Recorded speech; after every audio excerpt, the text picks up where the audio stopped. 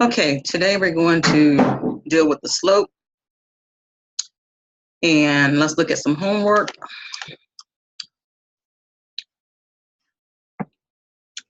Let's see, let's go to,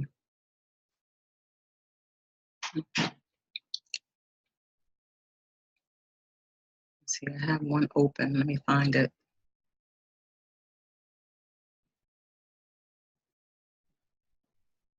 All right, so let's start here. Okay, this is from your homework set in the My Math Lab. And so here we have a graph, and you're asked to find, this is a linear equation, graph of a linear equation. You're asked to find the slope of the line shown on the right. And so if you notice here, they have two distinguished points on the line. So mainly they want you to use those points. Again, you have the view an example, help me solve this, but I suggest that you use the view an example. It gives you the definition of the formula to use. Here they tell you the m, the lowercase m is for your slope. Okay, it's rise over run. Rise dealing with your vertical change in y, and run dealing with your horizontal change in x. And so let's see what else to give you. Basically, you have y2 minus y1 over x2 minus x1. And so what they do is they write out the point. So, but basically, let's look at this problem, and then we can see. So let me give you just to put it on the board. All right, so we have here, let's identify this point here. So that's 3, 2, and this point here, the x coordinate is -4, and the y coordinate is -3. Okay, so we have our 2 points. So there are 4 ways of finding the slope. Okay, and so we know what slope is. Slope is rise over run. So you can actually count it. Okay, so if I did form a right angle. So if I start here and I go travel along the street and then I go up. Okay, I formed a right angle.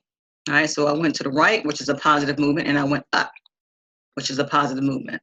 Right away, we know that we're dealing with a positive slope. Okay, so when you get your answer, the answer should be positive. So let's count. So we went over, and I didn't make this, you can magnify it, you can make it bigger. All right, so I went over from -4 to 3, okay? All right, so went over from -4 to 3. And so that's 1, 2, 3, 4, 5, 6, 7. So I went over 7. And I went up from -3 to +2. So I went up 1, 2, 3, 4, 5. Went up 5. So if I'm using this rise over run, then for this problem, my rise is 5 and my run is 7. So my slope would be 5 over 7. Right? Now the other way, another method is using the slope formula. Okay, slope formula y2 minus y1 over x2 minus x1. And so if you label this as my first point, as your first point, x1, y1, x2, y2, and then make your substitution. So y2 is your -3 minus y1, which is 2, over x2, which is your -4, minus 3. And then you have to be careful with your sign. So -3 minus 2 gives you -5. -4 minus 3 gives you -7. A negative over negative becomes positive. So you still get the same answer.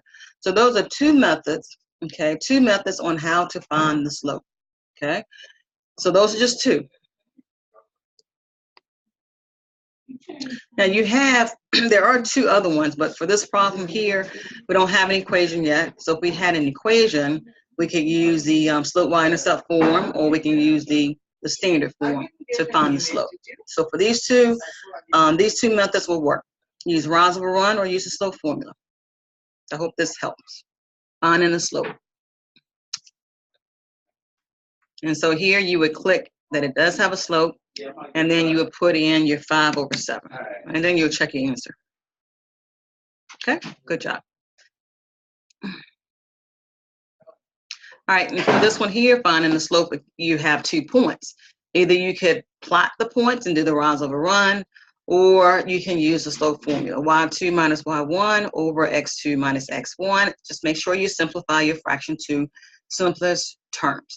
So this is a short video on how to find the slope given 2 points on a line. If you have any questions, please let me know.